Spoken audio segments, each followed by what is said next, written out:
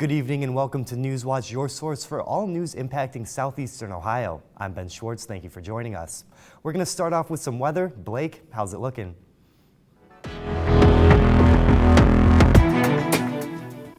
Well, Ben, it's still going to be a little stormy out there tonight. We do have some scattered storms moving through the area, some possible heavy downpours at some times. Right now in Athens, looking at 84 degrees. It's going to be cooling down as we go into the overnight hours. We are under a flash flood watch from the National Weather Service. That is in effect now, and it goes until 10 p.m. tomorrow. So if you encounter any type of flooded roadways, make sure you turn around, don't drown. Most flooding deaths do occur in vehicles. Hocking County at the moment is under a flash flood warning. They're getting some heavy downpours at the moment. So if you're in that area, make sure you watch out for that. Storms are going to be fizzling out into the overnight hours tonight. Southwest winds are 0 to 5 miles per hour. We take a look at, some technical difficulties here. Still on the, there we go, some current conditions around the region. 87 degrees here in Ripley, 84 in Ironton, cooling down a little bit. 82 up in Cambridge, 82 in New Martinsville. All of us have a chance of some thunderstorms this afternoon as we go into the overnight hours tonight. We take a look at precipitations. This is what we're going to be dealing with. Some of these pop-up storms, kind of like we've been dealing with this whole week, because of the heat during the day, giving these storms some fuel during the evening time. So these very scattered. You might have some showers. You might have some downpours. It just depends on exactly where you are. We took a look tonight in Athens, 69 degrees. Those storms are going to start moving out. It's going to be a very humid night out there, 100%. So very humid, very sticky. Might have some patchy foggy areas as well. South winds out of 0 to 5 miles per hour. Take a look tonight around the region. Pretty cool nights in the upper 60s, lower 70s for most of the area. 69 in Ripley, 72 up in Columbus, 69 in Cambridge. All of us have some changes of thunderstorms throughout the night tonight. Those are going to be dissipating into the overnight hours. We take a look tomorrow in Athens, 87 degrees, very hot out there. The heat index, because of the humidity, is going to be 92%. It's going to be a little soggy for your barbecues there. If you're going out celebrating the 4th of July, it might be a little wet out there. South winds 0 to 5 miles per hour. So let's take a look at your holiday here. By noon, 79 degrees. It's going to be a rainy start to the day. We go in the evening time, 5 p.m., 84 degrees, very warm out there. Those rain showers, if we have them, are going to start moving out of the area. And by 9 p.m., by the time those fireworks are going to start going up, 76 degrees, very pleasant out there, and mostly dry for those fireworks. So let's take a look at precipitations and see what we're going to be dealing with. This is during the daytime for 4th of July. We see a lot of rain here. Don't be scared about this. Take this with a grain of salt. This time of year, it's very hard to predict these type of rain showers. But we have dueling weather models. This is for the same day, but a different model. So a lot less rain. So don't be canceling any plans you have for the 4th tomorrow. Take it by the hour. See what the weather is. Check your weather radar. And hopefully, you'll be dry out there. Tomorrow around the region, upper 80s for most of the area.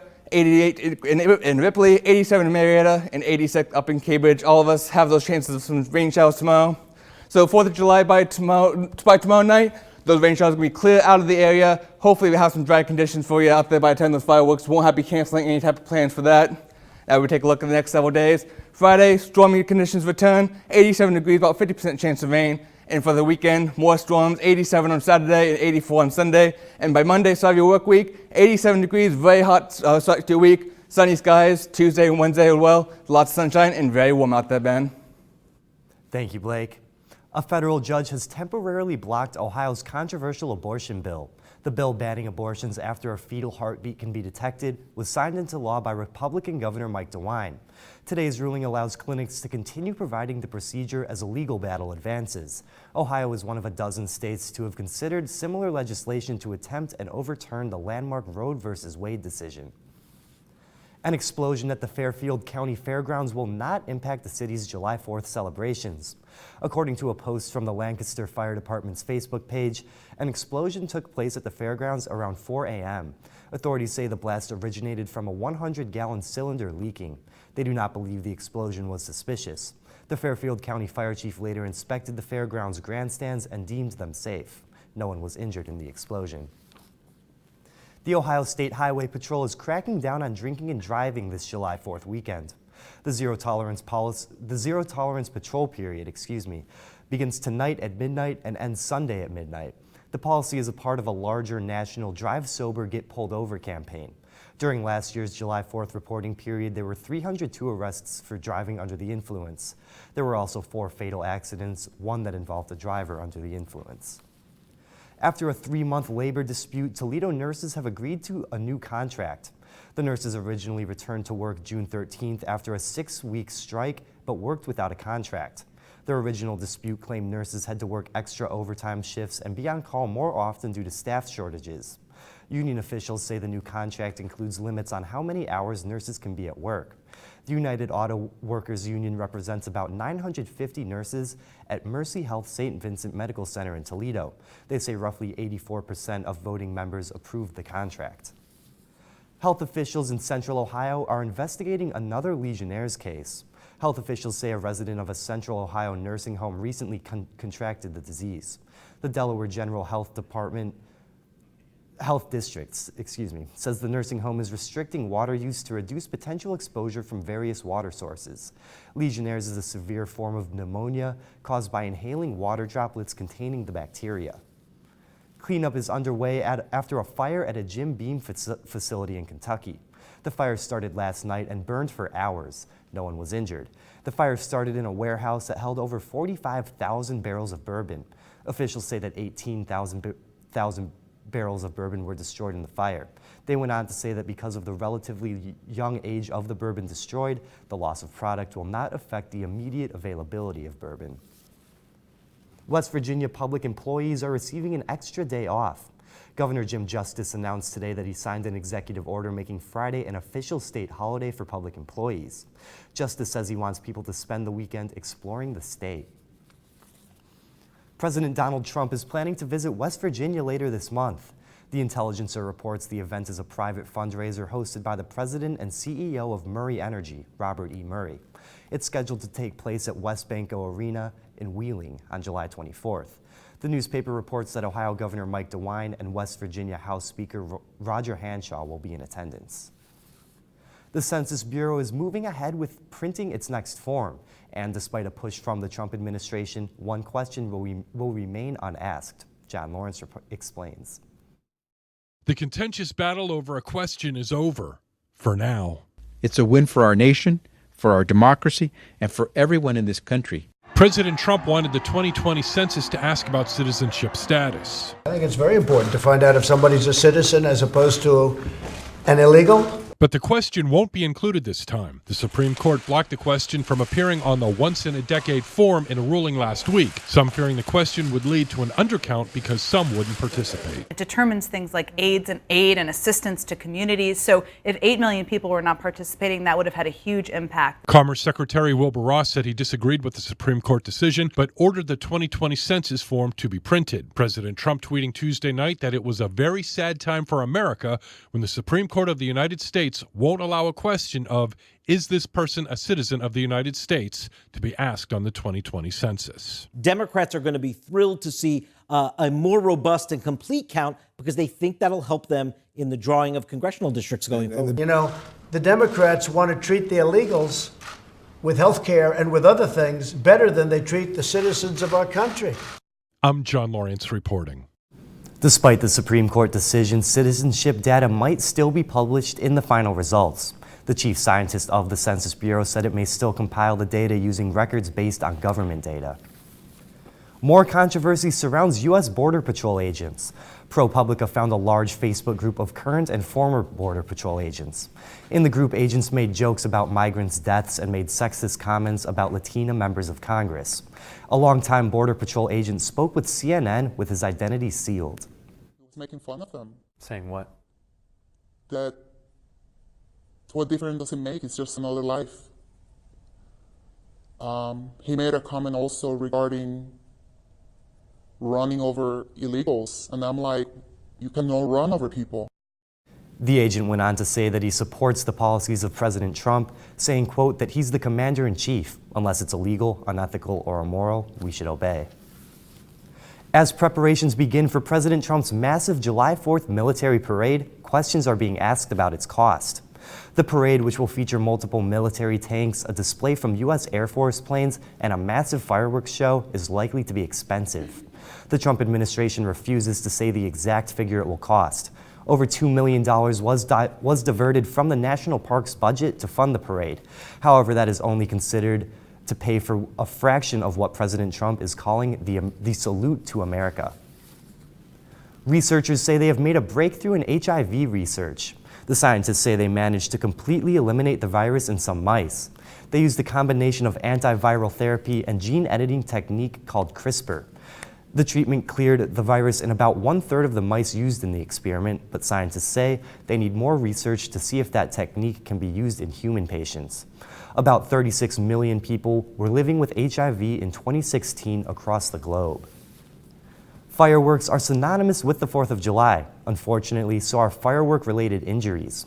According to the Consumer Product Safety Commission, firework-related injuries killed at least 5 people and sent more than 9,000 to emergency rooms last year.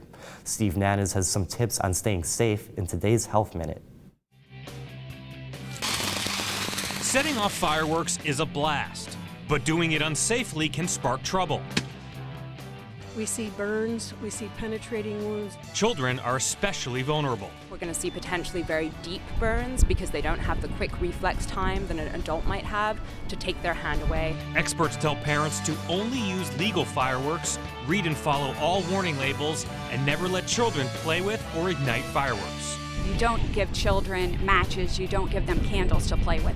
So you need to think of a sparkler in the same type of circumstance. You also want to make sure other people are out of range. Light one at a time and keep a bucket of water or hose nearby in case of fire or malfunction. It's really important to have a sober, responsible adult in charge of all firework-related activities. You know, fireworks are safe when they're used properly. For today's Health Minute, I'm Steve Nanas. Fireworks are illegal to set off in Ohio unless done by a professional. They're illegal to purchase but must be taken out of the state within 48 hours. In West Virginia, fireworks are allowed to be set off as long as the owner of the property they're set off on agrees. When Newswatch returns, we take a look at some of the biggest festivals and events impacting the area.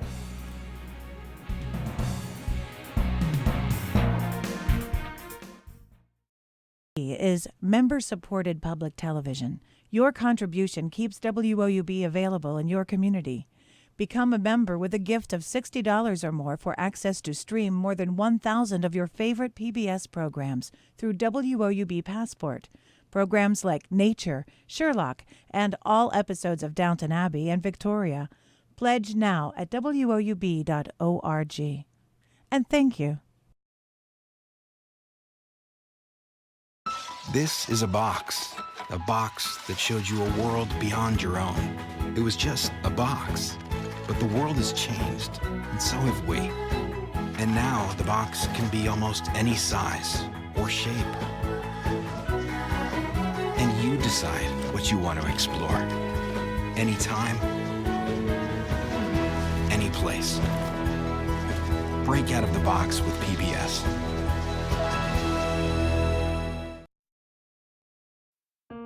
PBS had a special on Pearl Harbor, and once Landon started watching the show about the Arizona, he completely became fascinated. That's Donald Stratton, and that's me.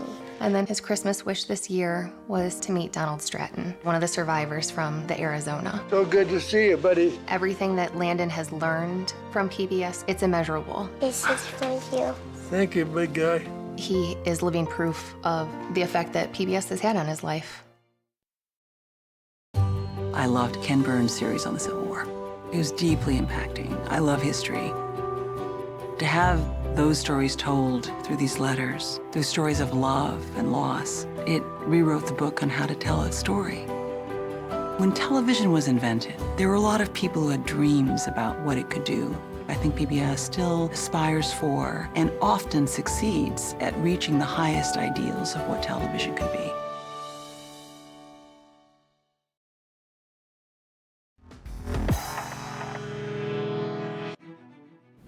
Welcome back. For the rest of today's show, we will be taking a look at important festivals and community events around the area. First, we head right down the road to Athens, Ohio. The 14th annual Brew Week Festival will begin the weekend after next, bringing in more than 80 sponsors to showcase beer and create an economic boost in a distressed region. Joseph Hennessy is live in the newsroom. Joe, last year there were 45 breweries involved. Is it going to be that popular again? Yes, it is expected to be, Ben. The executive director of Brew Week, Brandon Thompson, said there are more than 200 events scheduled with more than 300 different kinds of beer ready for taste testing. But he also mentioned the economic boost that will come from the festival. This is a 9-day event, and Thompson said they get 6,000 people in a 2-block area from their last call event on Saturday alone. 10,000 people come to Athens throughout the week, interacting in events, eating at restaurants, walking in shops and businesses, and staying in hotels. Thompson says it's important that the festival maintains the fun it's had in the past, but also brings in money for the community. Comfortable saying we see about 10,000 people, during the 9 days of Brew Week. So, but it's huge. With last call, there's 45 between 40 and 45 breweries. I have over 200 volunteers that have to work at that event. It's all that money's being spent, and that's just income in the community and the Ohio area. People are going to different spots that they wouldn't normally go to, and that's just helping bars. There are 20 bar and restaurant establishments on Court Street, but the sponsorship extends past Uptown Athens. Millstone Barbecue, Hungry Buffalo, and Brewery 33, located along Route 33, are just some of the out-of-town sponsors. Cat's Corner on Union is one of the newer bars involved. They are participating for the second year in a row. General Manager Matt Stevens says the amount of people coming from all around Ohio exploring Athens highlights how special the community is. He also said it's a good way for Athens to receive more recognition while improving the local economy. Thompson is expecting a big turnout when the festival kicks off on the 12th. Back over to you, Ben. Little Fish Brewing Company in Athens will also be joining in on the Brew Week events. This will be the 4th year in a row that they are participating in, and it's their 4th anniversary of opening this weekend. Co-owner of Little Fish, Jimmy Stockwell, said they opened the week before Brew Week on purpose to showcase their new beverages in front of the thousands of people. Stockwell says July is their best month of the year and that the 9-day festival is a big reason why. The beginning of Brew Week got us a big jump in business and really kick-started everything. July is definitely our biggest month of the year. In part because of Brew Week, in part because of our anniversary and other events. Little Fish will be holding events at their brewery throughout the week. The first will be a live music performance on Friday the 12th. Coming up, we have a look at the importance of the Perry County Fair, and we take a look at Moonshine Fest in New Straitsville. Our closer look at Perry County when Newswatch returns.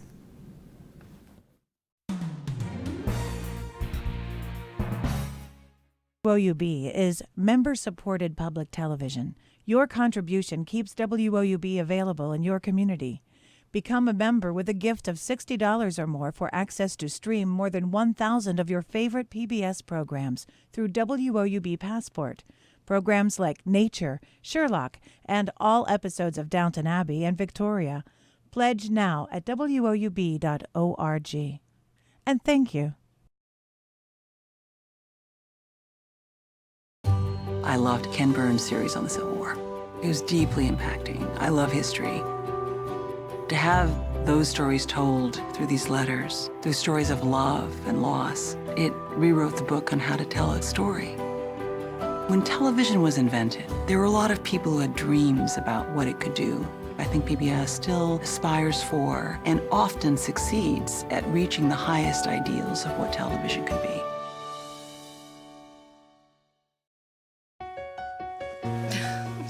What are you doing? Possibilities. Your day is filled with them. Reach up, energy in the fingertips, collapse. TV, play Downton Abbey. And PBS helps everyone discover theirs.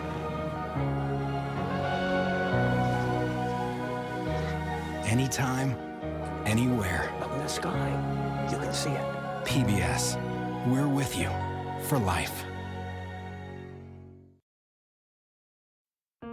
PBS had a special on Pearl Harbor, and once Landon started watching the show about the Arizona, he completely became fascinated. That's Donald Stratton, and that's me. And then his Christmas wish this year was to meet Donald Stratton, one of the survivors from the Arizona. So good to see you, buddy. Everything that Landon has learned from PBS, it's immeasurable. This is for you. Thank you, big guy. He is living proof of the effect that PBS has had on his life. New Straitsville, Ohio is known for two things, coal and moonshine. And with a population of just over 700 residents, the town's annual Moonshine Festival has been their event of the year for nearly a half-century. We took a look at what this means for the community. Since the Prohibition, New Straitsville has been producing some of the most sought-after moonshine in America. And for the past 49 years, the small town has hosted an annual Moonshine Festival. According to Village Council President Nicole Neal, to residents, it's the event of the year. It is the event of the year, yes. Everything revolves around it. Our town cleanups revolve around getting done before that happens. This is the event that brings people to town, the only event of the year that really brings people to town. Organizers say the 4-day festival doubles and might even triple New Straitsville's population of 700. Neal says the name Moonshine Festival is what draws people in. It's what gets the attention and brings people from other towns. We have the pageants and the queens come for the parades, and we have people from all over the state. The queens and their families come here. They've never been here and they wouldn't hear of this place otherwise. While the festival is a big deal in New Straitsville, it's not what it used to be in its heyday. Now, there's talk of ending it after the 50th anniversary. One last big hurrah. But what is New Straitsville without the Moonshine Festival? Neal says it would leave a big hole. I think it's really good for the town as a whole. I think it will leave a much larger hole than what most people think if it goes away. One small southeast Ohio town, welcoming vendors, musicians, and plenty of visitors sharing their past to help their future. The New Straitsville Moonshine Festival will celebrate its 50th anniversary next Memorial Day weekend. Another big event for the county is the fair. The Perry County Fair is July 15th through July 19th. This is the 66th annual Perry County Fair. The fair helps bring Ohio's 68th largest county together once a year. The fair's president believes the event is instrumental for the small community.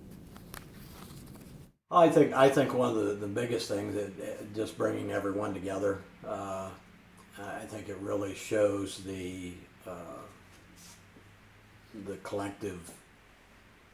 collectiveness and the togetherness and the family type atmosphere of a rural community.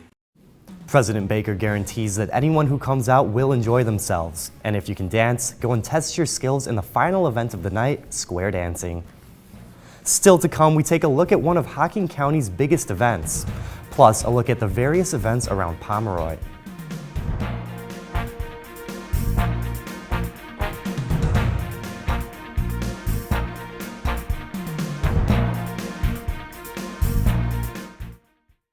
Is a box that showed you a world beyond your own. It was just a box, but the world has changed, and so have we. And now the box can be almost any size or shape. And you decide what you want to explore. Anytime, any place. Break out of the box with PBS.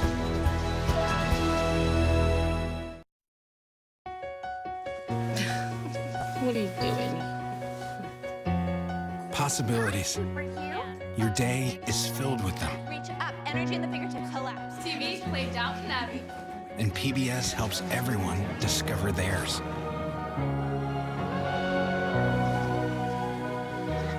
Anytime, anywhere. Up in the sky, you can see it.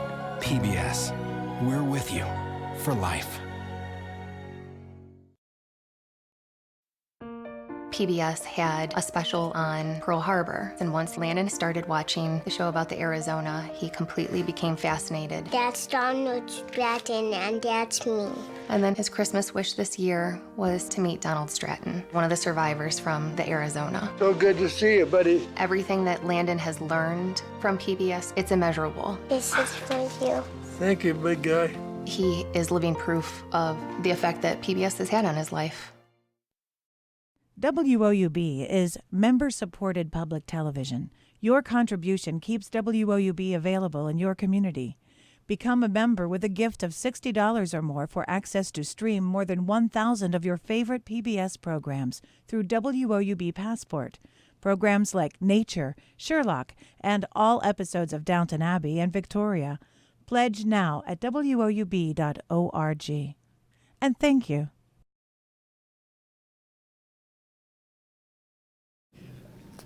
The Athens Brit Criteria made its return to Athens earlier this month, bringing with it an influx of fans and amateur and professional cyclists. The all-day event hosted 9 separate bike races, with the last 2 dedicated to professional men and women. The Brit Criterium was an annual Athens event in the 1980s and 90s before ending in 1998. Daniel Brown organized the Criterium's return to Athens. Brown says it couldn't have happened without the community. Coolest things is this is a community event. It took a lot of people, a lot of volunteers, a lot of work. The city was huge. The Criterium was helped out by a number of local sponsors as well, such as Jackie O's, Cornwell Properties, Power 105, and many others. Brown says there are already plans for the Criterium to return next year thanks to the big turnout. Pomeroy, Ohio sits right on the Ohio River, bordering West Virginia.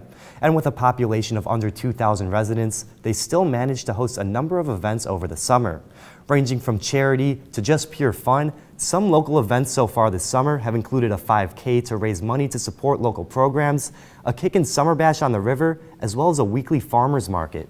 Stephanie Reif is the artisan manager for the farmers market and says their goal is to encourage residents to pursue their business endeavors. They make anything, jewelry, woodworking, paintings. If they grow a garden, they can come for the day at the market and be a part of this amazing event that we're having every weekend. And our heart is to encourage them in their business endeavors. These events are far from the only ones so far this summer in Pomeroy. Meigs County, of which Pomeroy is the county chair, is celebrating its bicentennial this year. There are also a number of local 4th of July celebrations scheduled for tomorrow. In Hocking County, one of their biggest events is Lily Fest. Ethan Sands joins me to talk about the event.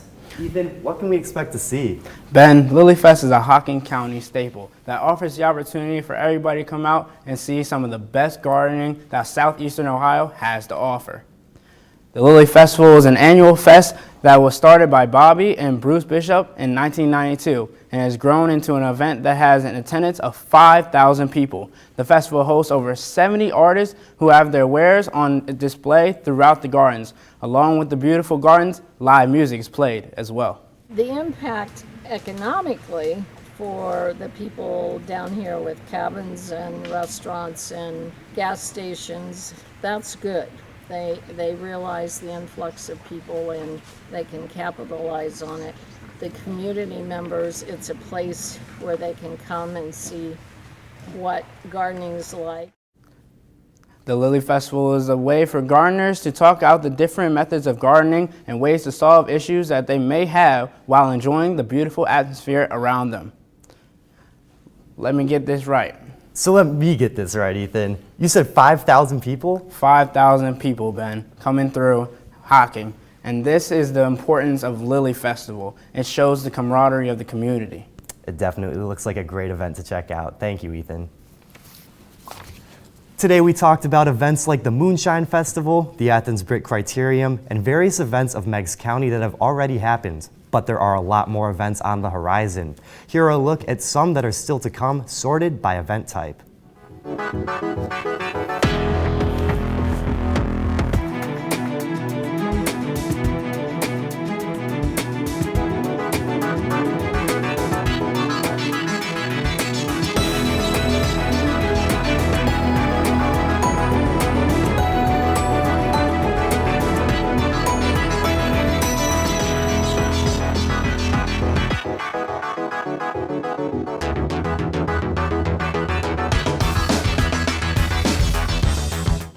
Thanks for tuning in to Newswatch. We hope you enjoyed this episode highlighting the events that make this region so special. We'll be back on air next Tuesday after this holiday weekend.